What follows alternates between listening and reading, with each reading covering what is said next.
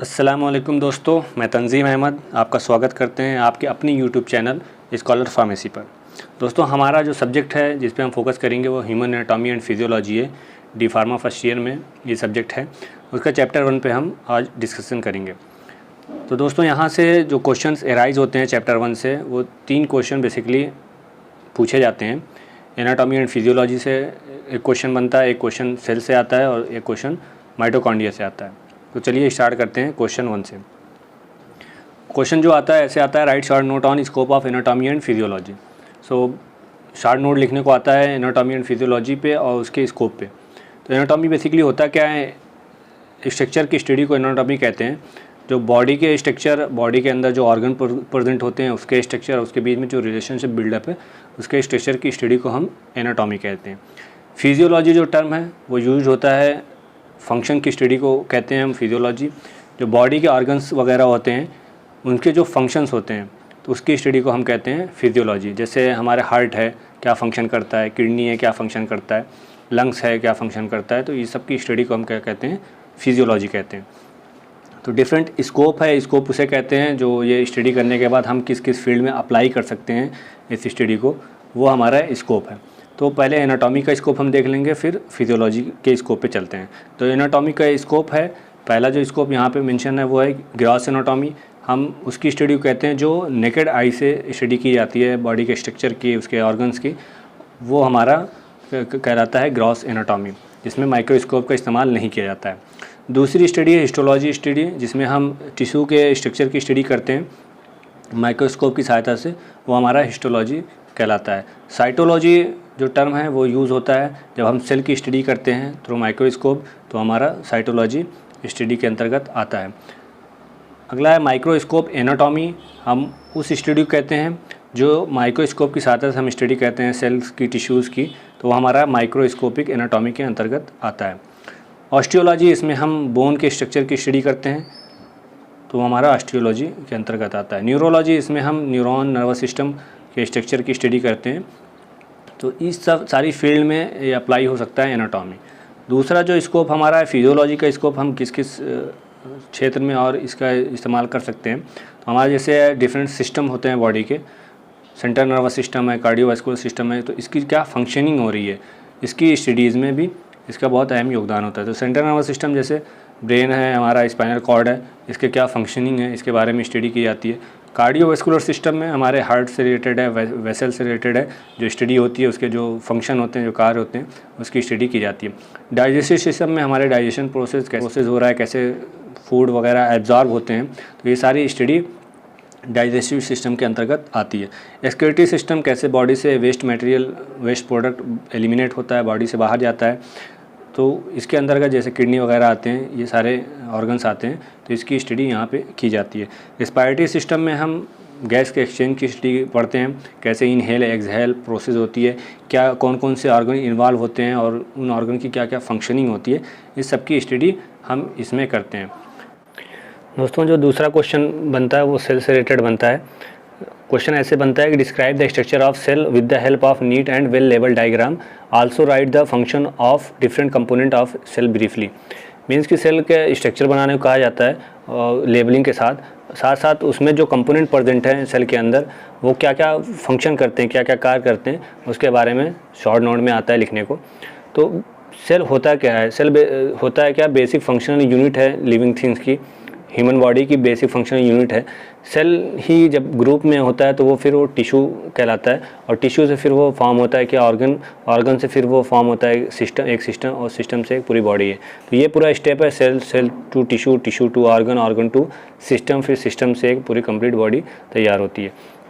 तो दोस्तों, यहाँ पे स्ट्रक्चर पहले देख लेते हैं कि क्या क्या कंपोनेंट प्रेजेंट होते हैं, क्या क्या ऑर्गेनल्स हैं। सेल के अंदर जो भी कंपोनेंट प्रेजेंट होते हैं उसे ऑर्गेनल कहते हैं फॉर्म में। तो उसको हम देख लेते हैं क्या क्या प्रेजेंट होता है। आउटर मोस्ट जो होती है, जो लेयर होती है सेल के बाहरी परत, उसको क्या कहते हैं, प्लाज्मा मेम्ब्रेन कहते हैं या सेल मेम्ब्रेन कहते हैं। सेल के अंदर डिफरेंट टाइप के कंपोनेंट्स प्रेजेंट होते हैं, जैसे हमारे एंडोप्लाज्मिक रेटिकुलम है, ये 2 टाइप के होते हैं, स्मूथ एंडोप्लाज्मिक रेटिकुलम है और रफ एंडोप्लाज्मिक रेटिकुलम है। लाइसोसोम प्रेजेंट होता है, माइक्रोट्यूब्यूल है, वेसिकल है, गोल्जी अपरेटस है, साइटोप्लाज्म है, सीलिया सेल के मेम्ब्रेन पे प्रेजेंट होता है, राइबोसोम्स है, सेंट्रियोल है, प्रोक्सिसोम है, माइटोकॉन्ड्रिया है, न्यूक्लियस है। तो ये सारे क्या हैं, ऑर्गेनेल्स है जो हमारे सेल के अंदर प्रेजेंट होता है। अब हम step by step in organelles के फंक्शन को देख लेते हैं कि इनका क्या क्या वर्क होता है। तो पहले प्लाज्मा मेम्ब्रेन पे देख लेते हैं। प्लाज्मा मेम्ब्रेन बेसिकली फास्फोलिपिड का बना होता है। ये क्या करता है, कुछ selective as a selective barrier का काम करता है, कुछ सेलेक्टिव कंपोनेंट को अंदर आने देता है और कुछ को बाहर रिलीज़ करता है। ये एक सेल से दूसरे सेल को क्या करता है, सेपरेट करता है, इंटरनल एनवायरनमेंट को एक्सटर्नल एनवायरनमेंट से प्रोटेक्ट करता है।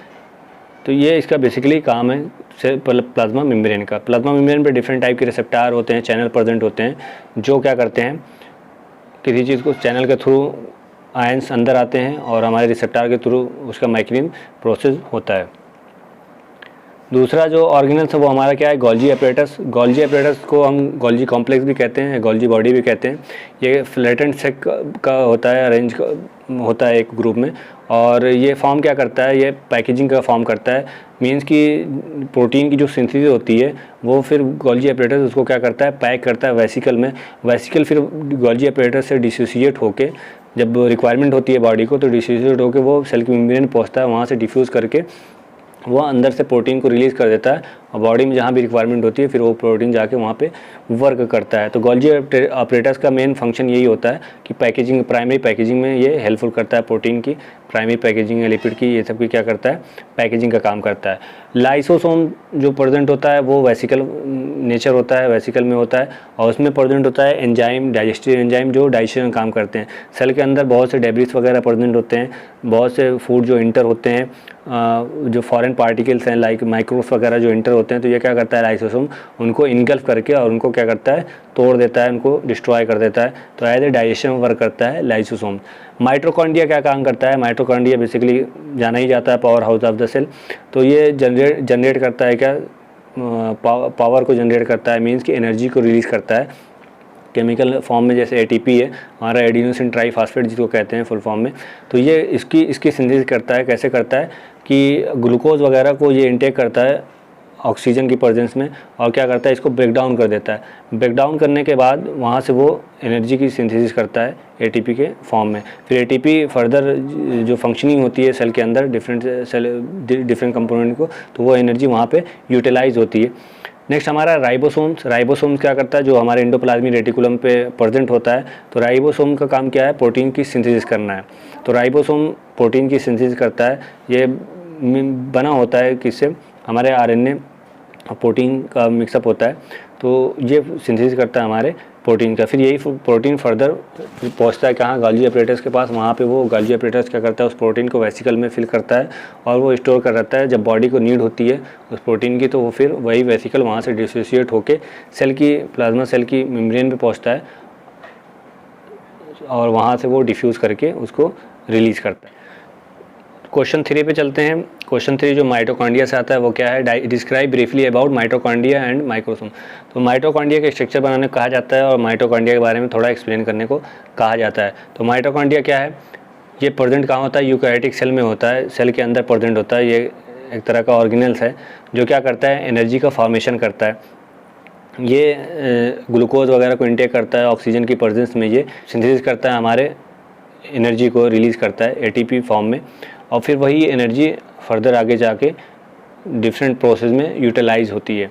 तो ये हमारा स्ट्रक्चर है माइटोकॉन्ड्रिया का, जिसमें माइटोकॉन्ड्रिया में डीएनए प्रेजेंट होता है, क्रिस्टा प्रेजेंट होता है, राइबोसोम्स प्रेजेंट होते हैं, और डिफरेंट टाइप की मेम्ब्रेन होती है। जैसे आउटर मेम्ब्रेन हमारा, इंटर मेम्ब्रेन स्पेस है हमारा, इनर मेम्ब्रेन है। स्ट्रक्चर बनाने को कहा जाता है। आते हैं माइक्रोसोम्स में। जो हमारे राइबोसोम्स है वो कहाँ प्रेजेंट होते हैं, हमारे एंडोप्लाज्मिक रेटिकुलम पे प्रेजेंट होते हैं। यहाँ पे आपको स्ट्रक्चर दिख रहा होगा कि बीच में न्यूक्लियस है और इर्द गिर्द जो हमारे क्या है, एंडोप्लाज्मिक रेटिकुलम है। ये दो टाइप के होते हैं, रफ एंडोप्लाज्मिक रेटिकुलम और स्मूथ एंडोप्लाज्मिक रेटिकुलम। तो रफ वाला जो पोर्शन आपको दिखेगा वो खुरदुरा दिखेगा, क्योंकि वो उस पर राइबोसोम प्रेजेंट होते हैं, जिसकी वजह से वो खुरदुरा दिखता है। स्मूथ में राइबोसोम प्रेजेंट नहीं होते हैं, इसलिए वो चिकना दिखता है, स्मूथ दिखता है। तो इसका बेसिकली फंक्शन क्या होता है राइबोसोम का, राइबोसोम सिंथेसिस करता है प्रोटीन वगैरह की, प्रोटीन की सिंथेसिस करके वो फर्दर फिर पहुंचता है कहाँ पे, गोल्जी एपरेटस के पास। वहाँ वो पैक्ड होता है, पैक्ड होकर वो स्टोर होता है और जब रिक्वायरमेंट होती है तो फिर वहाँ से वो रिलीज़ होता है। वहीं पे स्मूथ एंडोप्लाज्मिक रेटिकुलम क्या काम करता है, ये डिफरेंट सेल पे डिफरेंट इसका फंक्शन होता है। लाइक ये सिंथेसिस करता है लिपिड्स की, हार्मोन्स की सिंथेसिस करता है। वहीं पे लीवर में अगर इसका फंक्शन देखा जाए तो ये क्या काम करता है, मेटाबॉलिज्म काम करता है। टॉक्सिन वगैरह जो आते हैं, ड्रग वगैरह, उनको क्या करता है, ब्रेक डाउन करता है, मेटाबोलाइज करता है। मेटाबोलाइज करके फर्दर वो एलिमिनेट प्रोसेस में हेल्प करता है। तो ये था इसका फंक्शन, हमारे जो सेल के ऑर्गेनल्स हैं जो पूछे जाते हैं चैप्टर 1 से। अब आइए चलते हैं ऑब्जेक्टिव टाइप क्वेश्चन जो बनते हैं हमारे, वो क्या क्या हैं उस पर एक नज़र डाल लेते हैं। तो जो ऑब्जेक्टिव टाइप क्वेश्चंस यहाँ से बनेंगे वो हमारे ये क्वेश्चन नंबर 1 पे अगर हम देख लेते हैं तो anatomy is the study of, वो एनाटॉमी किसकी स्टडी है, तो एनाटॉमी हम जो बॉडी का ऑर्गन होता है, जो बॉडी का पार्ट है, उसके स्ट्रक्चर की जब स्टडी करते हैं तो वही हमारा एनाटॉमी कहलाता है। तो यहाँ पे जो करेक्ट आंसर होगा वो हमारा बी होगा।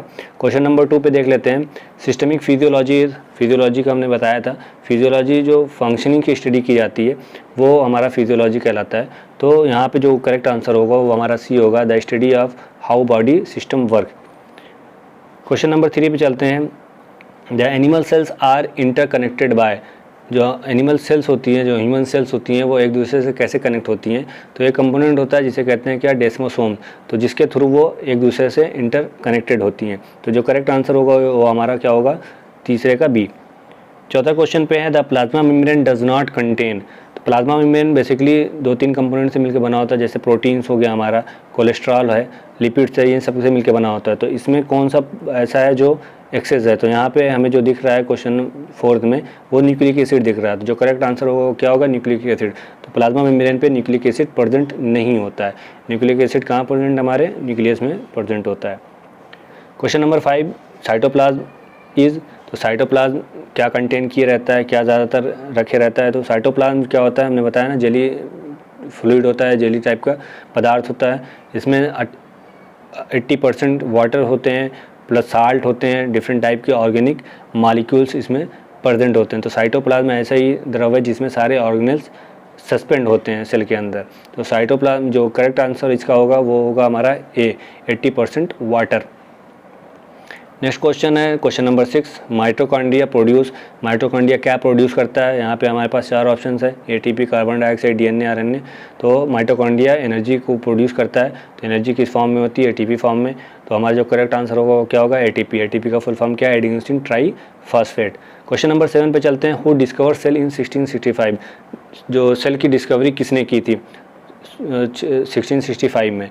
तो जो करेक्ट आंसर होगा वो हमारा क्या होगा, रॉबर्ट हुक। रॉबर्ट हुक ही थे जो पहली बार सेल की डिस्कवरी किए थे 1665 में। नेक्स्ट क्वेश्चन हमारा question number 8, name an organelle which serves as primary packaging area for molecule that will be distributed throughout the cell. ऐसा कौन सा ऑर्गेनल है जो सेल के अंदर जो प्राइमरी पैकेजिंग का काम करता है, जो पैकेजिंग का काम करता है। तो जो हमारा पैकेजिंग का काम करता है वो हमारा कौन सा होता है, गोल्जी एपरेटस, जिसे अदर नाम से भी जानते हैं, गोल्जी बॉडी भी कहते हैं उसको, गोल्जी कॉम्प्लेक्स कहते हैं।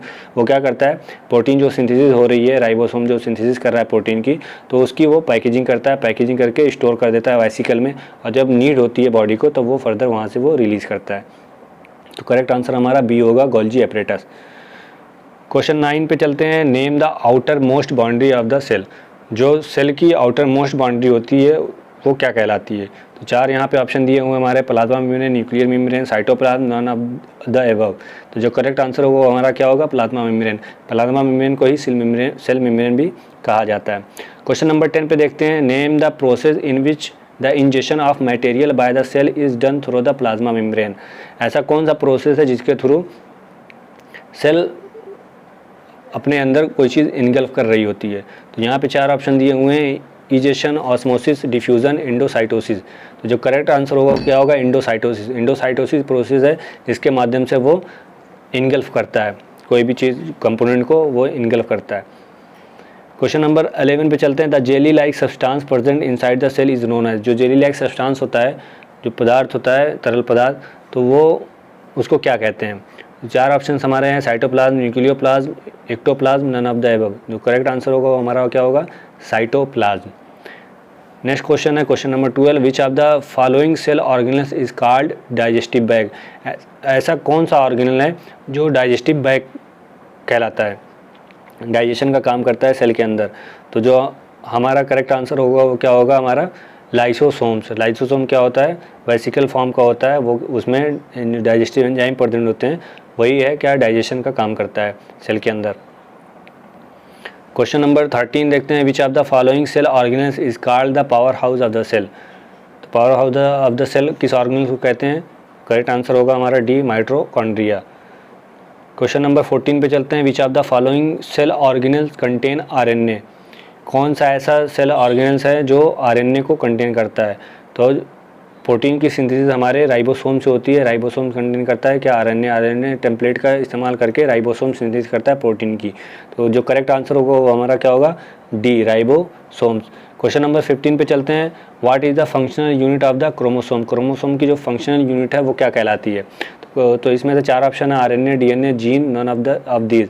तो जो करेक्ट आंसर होगा हमारा क्या होगा जीन। जीन ही है जो हमारी क्रोमोसोम की फंक्शनल यूनिट कहलाती है। क्वेश्चन नंबर 16 पे चलते हैं, the total number of chromosomes in a normal human being is. जो क्रोमोसोम की संख्या है ह्यूमन बीइंग में टोटल कितनी होती है। तो 4 ऑप्शन हमारे पास 23, 54, 28, 46। तो करेक्ट आंसर हमारा यहाँ पे होगा 46। 23 पेयर्स होते हैं, 46 टोटल नंबर होते हैं। तो जो करेक्ट आंसर होगा हमारा क्या होगा डी 46। क्वेश्चन नंबर 17 पे चलते हैं, the kitchen of the cell is called. Kitchen of the cell किसे कहते हैं। तो यहाँ पे 4 ऑप्शन हमारे सेल वॉल है, न्यूक्लियस है, वैक्यूल है, प्लास्टिड है। तो प्लास्टिड को ही क्लोरोप्लास्ट कहते हैं। क्लोरोप्लास्ट में प्रेजेंट होता है क्या, एक ग्रीन पिगमेंट है जिसे कहते हैं क्लोरोफिल। वो क्लोरोफिल क्या करता है, फोटोसिंथेसिस के माध्यम से फूड का फॉर्मेशन करता है। फूड को खुद ही वो क्या करता है फॉर्म करता है, उसकी सिंथेसिस करता है। तो जो करेक्ट आंसर होगा हमारा क्या होगा डी प्लास्टिड। क्वेश्चन नंबर 18 पे चलते हैं, the functional unit of life is called cell, egg, nucleus, none of these. Functional unit है लाइफ की, उसे क्या क्या कहते हैं। तो करेक्ट आंसर जो होगा हमारा सेल होगा ए। क्वेश्चन नंबर 19 पे चलते हैं, person lying on her back with leg up and feet supported in steps known as which position. एक पर्सन लेटा हुआ है और उसके पैर ऊपर की तरफ उठे हुए हैं, तो इस पोजीशन को कौन सी पोजीशन कहते हैं। तो बेसिकली ये पोजीशन डिलीवरी केस में ज़्यादातर यूज़ होती है। तो ये पोजीशन हमारी कहलाती है लिथोटॉमी पोजीशन। करेक्ट आंसर हमारा डी होगा। क्वेश्चन नंबर 20 पे चलते हैं, a plane which divide the body into interior and posterior half is called. Body को डिवाइड किया जाए 2 भागों में, इंटीरियर और पोस्टीरियर भागों में, तो इस डिवीज़न को क्या कहते हैं, इस प्लेन को हम क्या कहते हैं। तो 4 ऑप्शन हमारे पास है, transfer plane, coronal plane, median plane और नन ऑफ द एबव। तो करेक्ट आंसर जो होगा वो हमारा होगा कोरोनल प्लेन। कोरोनल प्लेन के से हम जब कट करेंगे तो क्या होगा, इंटीरियर पोस्टीरियर भाग में जब डिवाइड होगा तो हमारा कहलाता है क्या, कोरोनल प्लेन कहलाता है।